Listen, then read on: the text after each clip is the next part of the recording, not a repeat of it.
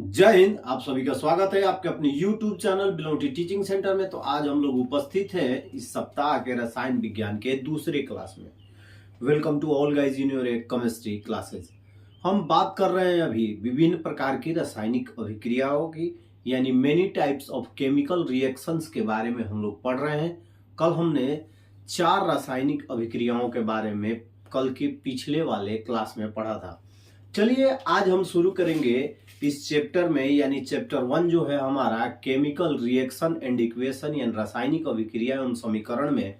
अगला जो टॉपिक है वो होगा हमारा एक्सोथर्मिक रिएक्शन यानी कि ऊष्माक्षेपी अभिक्रिया, यानी ऊष्माक्षेपी अभिक्रिया इंग्लिश में बोलते हैं हम लोग एक्सोथर्मिक रिएक्शन।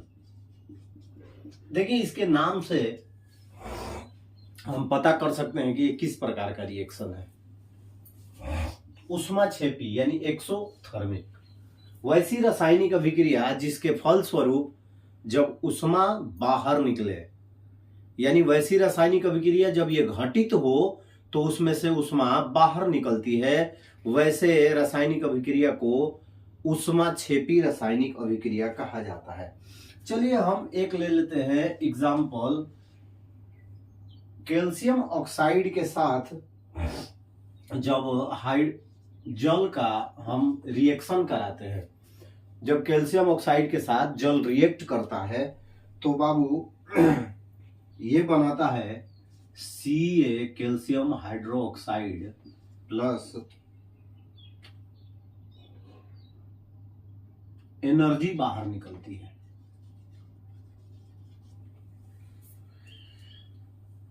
कैल्शियम ऑक्साइड के साथ जब हाइड्रोजन ऑक्साइड दैट मीन्स जल अभिक्रिया करता है तो बनाता है कैल्शियम हाइड्रोक्साइड, और साथ साथ क्या होता है कि ऊर्जा बाहर निकलती है। तो सीधी सीधी भाषा में कहा जाएगा कि वैसी रासायनिक अभिक्रिया जिसके फलस्वरूप जब ऊष्मा बाहर निकले, एनर्जी बाहर निकले समीकरण से, तो हम उसे कहेंगे कि यह जो अभिक्रिया है वो है ऊष्माक्षेपी अभिक्रिया, दैट मीन्स एक्सोथर्मिक रिएक्शन।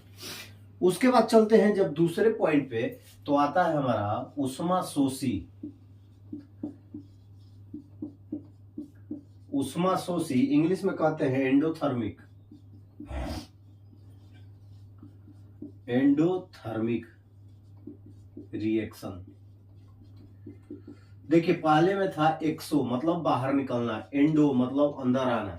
वैसी रासायनिक अभिक्रिया जो ऊर्जा को अवशोषित करती है उसके फल स्वरूप घटित होती है, उसे हम कहते हैं ऊष्माशोषी रासायनिक अभिक्रिया। चलिए सबसे पहले एक एग्जांपल लेते हैं calcium carbonate. Calcium carbonate CaO plus CO2 में विभक्त हो जाता है। कैल्शियम कार्बोनेट जब इसका रासायनिक अभिक्रिया कराते हैं तो यहां रहता है ऊष्मा या एनर्जी, ऊर्जा जो भी हो, यानी यहां पे क्या होता है कि कैल्शियम कार्बोनेट ऊर्जा को अवशोषित करता है, एब्जॉर्ब करता है, इंडो करता है, अपनी तरफ खींचता है, टूट के विभक्त हो जाता है कैल्शियम ऑक्साइड और कार्बन डाइऑक्साइड में। तो सीधी सीधी भाषा में यदि बताया जाए कि वैसी रासायनिक अभिक्रिया जो ऊर्जा को या ऊष्मा को अवशोषित करके घटित होती है उसे हम कहते हैं एंडोथर्मिक, दैट मीन्स ऊष्माशोषी अभिक्रियाएं। ठीक है, कंफर्म हो गया होगा। कैल्शियम कार्बोनेट आप लोग देखे होंगे, कैल्शियम ऑक्साइड आप लोग देखे होंगे। कैल्शियम ऑक्साइड क्या है? कैल्शियम ऑक्साइड चूना होता है। चूना में जैसे ही पानी मिलाते हैं वो बन जाता है कैल्शियम हाइड्रोक्साइड। उसमें फदफदाहट शुरू हो जाती है, देखिएगा वो बुलबुले छोड़ने लगता है और पूरा हीट जो है वो बाहर निकलता है। आप देखेंगे कि गर्म वाफ के रूप में बहुत सारी एनर्जी बाहर निकलती है। तो ये सब हमारे अगल बगल हमारे वातावरण में ही देखने के इसके एग्जाम्पल मिल जाते हैं। अब चलिए बात करेंगे हम तीसरे टॉपिक के बारे में। बहुत सारी हमने many types of chemical reactions के बारे में जाना। अब हम बात करेंगे दहन। दहन के बारे में जानेंगे हम। दहन आप लोग देखे होंगे, इंग्लिश में कहते हैं कंब्यूशन। लगभग दहन सब लोग देखे होंगे, सब लोग, जितने भी लोग हैं सब लोग दहन के बारे में जानते भी हैं, देखे भी हैं। लेकिन हाँ, यदि वही कहा जाए कि विज्ञान की भाषा में, तो बहुत लोग जानते हुए भी उसकी परिभाषा नहीं बता सकते हैं। आपने लकड़ी को जलते हुए देखा होगा, आपने अपने घर में गैस के चूल्हे को जलते हुए देखा होगा। कभी कुछ सोचा, कभी कुछ अंदाजा लगाया? चलिए आज जानेंगे दहन क्या होता है। तो सीधी सीधी भाषा में यदि कहा जाए तो किसी पदार्थ का ऑक्सीजन की उपस्थिति में जलना जो है और जलकर उष्मा और प्रकाश देना दहन कहलाता है। लकड़ी जलती है, आप लोग देखे होंगे, वुड जो है जलता है। कभी कभी देखे होंगे कि लकड़ी जलती है तो धुआं देती है, लेकिन आप देखे होंगे कि जो गैस का चूल्हा जो होता है, जो सिलेंडर से जलता है, वो कभी धुआं नहीं देता है। कारण क्या है?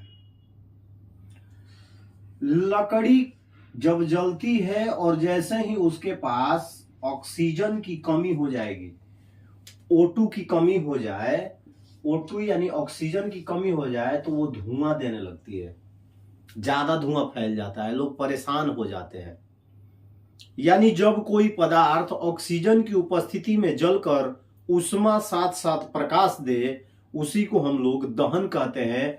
और किसी भी चीज, किसी भी पदार्थ, किसी भी वस्तु को जलने के लिए ऑक्सीजन जो है वो बहुत महत्वपूर्ण है। जैसे हमारे जीवन के लिए ऑक्सीजन सांस लेने के लिए बहुत ही जरूरी होता है, उसी तरह किसी भी पदार्थ का दहन कराने के लिए oxygen, it is a very important gas for a combustion. Oxygen नहीं रहेगा, जलेगा नहीं। आप लोग देखे होंगे कि आग लग जाती है, आग लग जाती है तो पानी फेंका जाता है। यदि बड़ी आग लग जाए तो पानी से वो सॉल्व नहीं हो पाती है। कारण क्या है?